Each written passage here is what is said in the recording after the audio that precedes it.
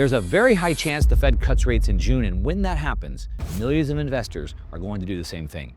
Move out of bonds and rotate their portfolios. Now, this move that everyone makes when rates drop isn't wrong. It's just not the move that actually matters, not right now.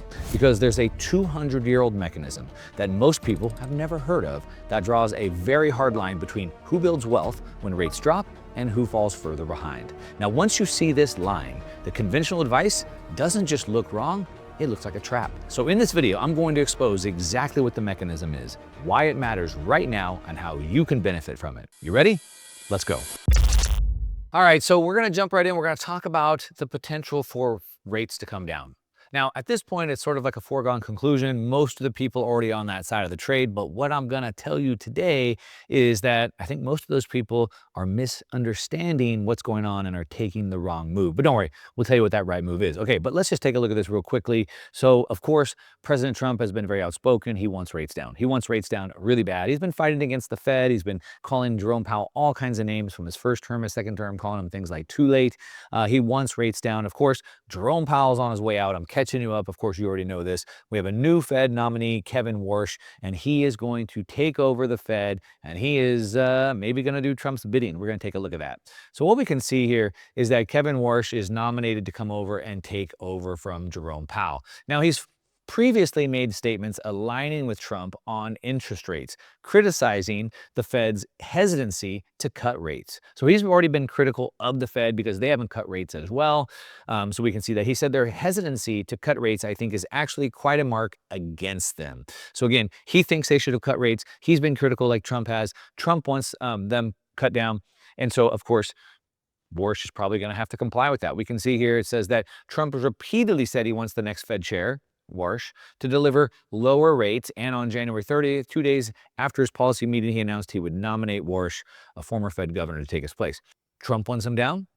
He's nominated Warsh. He nominated Warsh to bring them down. Warsh has been critical of the Fed because they wouldn't bring them down. And so we can see that they're coming down. And we can also see that there's a lot of cover. Now, while CPI is still in the 2.5 range, which is saying, well, that's higher than what the Fed wants, we can look at another measure like truflation and see that inflation is actually much lower.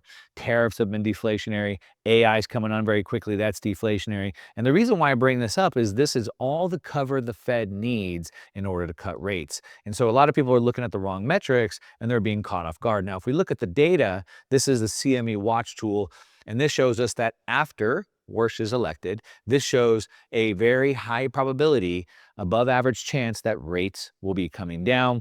And that's on the CME watch tool. We can see the betting markets here on Poly. We can see that there's a 51% chance. As of right now, that's going to go up much higher. I believe that Trump gets his way. He's used to doing that. He says he wants rates by 1%. I think they're there before he leaves office. So that being said, what does this mean?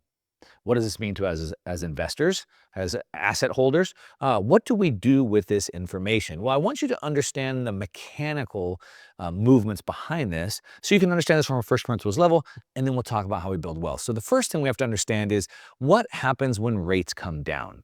Well, it makes borrowing cheaper. Let's explain this for a second. Now, a lot of people maybe don't understand this, but it's interesting to me when I look at Black Friday. In the United States, Black Friday, between Thanksgiving and Cyber Monday is one of the biggest shopping days of the year. Things go on sale, and you'll see it all over the country. People go to like Best Buy or Walmart, and they'll stand in line all night just to be able to buy the TV or whatever it is cheaper. I always find it interesting that when financial assets go on sale, people are afraid. It's interesting. But let's just take a look at this for a second. What I want to show you is that when things get cheaper, people tend to buy more of them. Let's take a look at this. So what we can see here, daily online spending, typical days versus holidays, Black Friday and Cyber Monday. So what we can see is that Cyber Monday spending is 6 times typical of a regular day, a non-holiday day. So here's an average non-holiday day. Here's an average holiday, non-holiday, holiday. But on Black Friday and Cyber Monday, look how much higher they are. Why? They're that much higher because the rate of discount. So check this out. The average Black Friday discount percentages, so from 2015 to 2025, we can see it's about a 40% discount. So when prices drop about 40%, people come out in droves to buy, as you can see that. But check this out. So here I have an iPhone in my hand. I don't know how much the new iPhone costs, $1,400 or something like that, which means it takes me $1,400 to buy an iPhone. Now, if Apple said, hey, we're going to put the iPhone on sale and we're going to sell them for $500 for only 48 hours, do you think they would sell more of them? Of course. Of course, they would sell more of them. They're set for sale for $500, as the data shows us. Now, I can use $1,400 to buy an iPhone, but what you maybe have never thought of is I can buy $1,400. I can buy $140,000, or I could buy $1.4 million. How much does it cost to buy $140,000? How much does it cost to buy money? It's the rate of interest, right? So when the interest rate goes down, that means money gets cheaper. If money gets cheaper, that means more people buy it. Are you following me? So then what happens? Let's check this out. So there's a little known mechanism. As I said, it's about 200 years old. It's called the Cantillon effect. I'm sure some of you guys have been watching my channel for a long time. Have heard me talk about this in the past. So the Cantillon effect basically tells us that whoever's closest to the money supply, whoever gets the money first, has the biggest advantage. So new money doesn't reach everybody at the same time. New money goes out to some people first, and then it trickles through the economy. The early recipients, they buy assets before prices rise. Everyone else gets it later when prices go up. Let's look at this official definition here. The Cantillon effect describes how new money injected into an economy causes uneven price increases, because not everybody gets it at the same time, benefiting those closest to the source first, e.g., check this out, this is deep, e.g. banks, governments, and corporations. Before it then does what? So first the money goes to the banks and the people, then it inflates prices for the general public. This is named after an 18th century economist, blah, blah, blah. Early receivers get to spend money before prices rise. So they get the money and get to spend it while prices are still cheap. And by the time everybody else gets the money, prices are expensive. So the first people that get it, their money buys more, but when everyone else gets the money, their money buys less, okay? So check that out. But here's the thing. Which one are you? Which side are you? Well, let's break this down. So you ever heard the saying, if you can't beat them, join them? How about that? So what we have is whoever gets the money first, and my partner at the Bitcoin Opportunity Fund, James Lavish, put this chart out, the informationist, so I'm stealing it from him. But he talks about how the Fed creates the money, and it goes here to level 1, which is banks, financial institutions. They get the first access to the money, and they buy assets. So they get the money, they buy assets. Then it goes to large corporations, and they invest and start to expand. Then it trickles down to here, and now the asset prices, homes, shopping, utility bills all go up. Asset prices go up first, stocks go up, real estate goes up, asset prices go first. Then level 4, consumer prices go up. So then gas goes up, food goes up, things like that, everyday costs go up. And then the people down here, the bottom, then wages, how much you make is the last thing to go up. So by the time the little bit of money gets to here, everything else has gone up first. Okay, now while that sounds bad, and it is, this is the flywheel that works. So what I would like to tell you is, instead of looking at things happening to us, maybe we could think about things happening for us. And so if we have rates coming down, money gets cheaper, debt gets cheaper, but assets go higher, and inflation destroys the debt. So if I have a 30-year home, a 30-year real estate property, and my payment is, say, $3,000 a month. Today, $3,000 a month is a lot of money. In 10 years from now, $3,000 a month is not that much. In 20 years from now, $3,000 a month will probably be very little.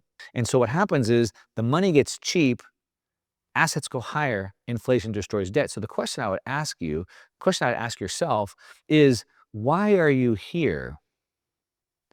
If the people that get the money first are the banks and they buy assets and they have the benefit, then why don't we partner with the banks to get the money first and buy the assets? The reason why is nobody's ever thought about it like that. You've been stuck playing the wrong game. So what I'm saying is I can just go to the bank. And what do the banks do? The banks create money. How do they create money? By issuing debt. So every time they create debt, money's created. But who do they issue debt to? People like you and I. As a matter of fact, every one of you watching this has debt.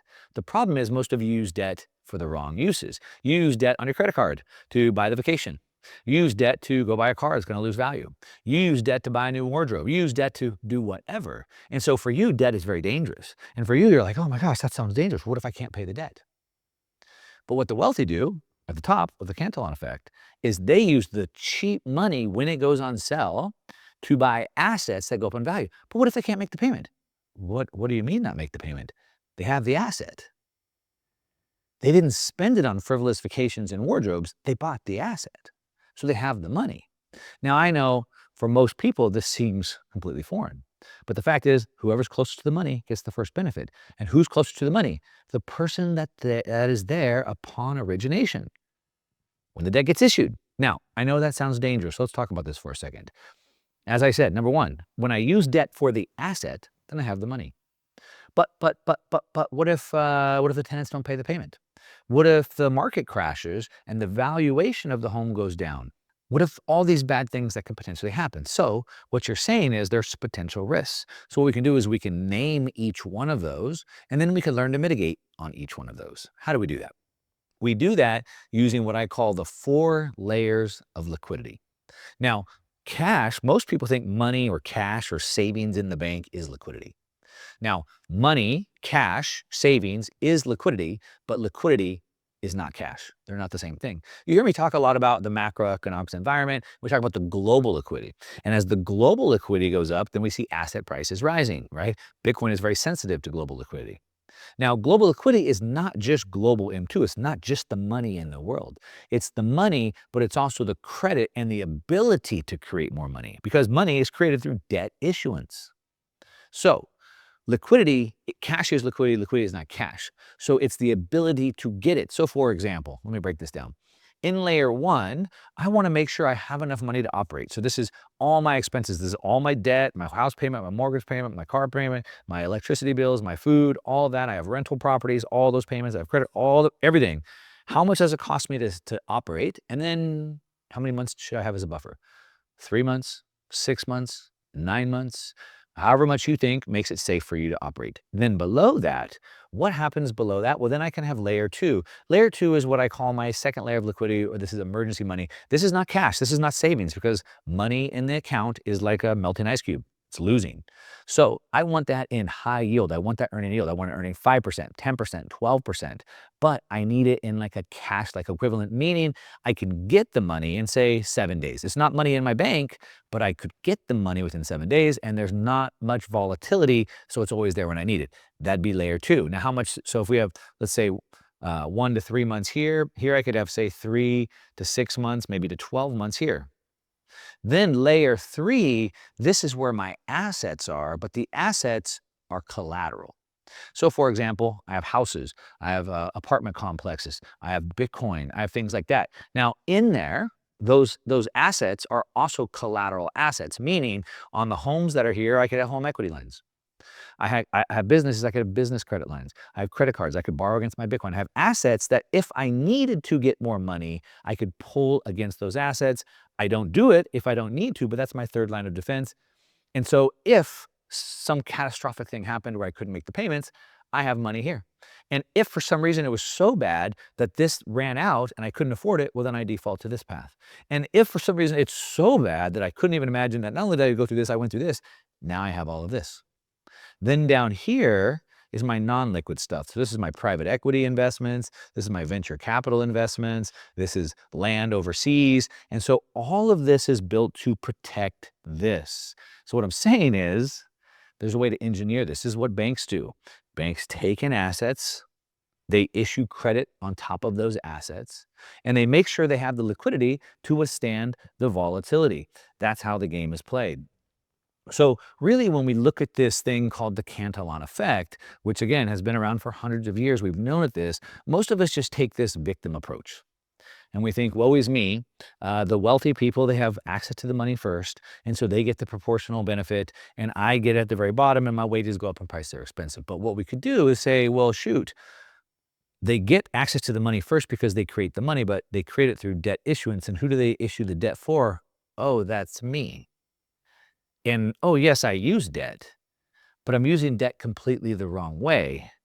And I could use debt to grow my wealth, but it's dangerous. So I should think about the things that are dangerous, and then I could mitigate those risks, and I could engineer that. I could engineer that system. So the question is, which side of that do you find yourself in? Do we use these tools or do we not use these tools? This is how the 1% build wealth. Let's take a look. Donald Trump, before he was president, he was famous because he was a billionaire. He famously said, "I'm the king of debt. I'm great with debt. Nobody knows debt better than me. I've made a fortune by using debt. And if things don't work out, I renegotiate the debt." He's repeatedly described leverage as essential to building his real estate empire. Donald Trump, the king of debt. Now, look, a lot of you think that building real estate is the key to building wealth, right? Nobody thinks that you would buy real estate with cash. Of course you use debt. Robert Kiyosaki, my mentor, constantly contrasts good debt versus bad debt, arguing that good debt, borrowed money used to buy producing assets, is what makes the rich richer. That's what the rich do. The Cantillon effect. They get the money first, they buy the assets. He openly says the rich often have large amounts of debt and calls the idea of being totally debt-free financial insanity when you can use cheap debt to buy cash flowing assets. Again, think about this. Think about the mechanism. The government, Warsh and Trump, they lower rates. They make money cheaper. When money gets cheaper, more people buy it. It pushes asset prices higher, and the inflation that happens destroys the debt. So they give me the money cheap, my assets go up and the debt gets destroyed. That's the plan. That's what they do. Now, again, most people are going to do nothing with this, and that's their choice. But some people will build this. I just urge you to build it with proper structure, recognize the debt is dangerous, mitigate against that risk. But that's what I got for today. Hopefully this makes sense. As I always say, to your success, I'm out.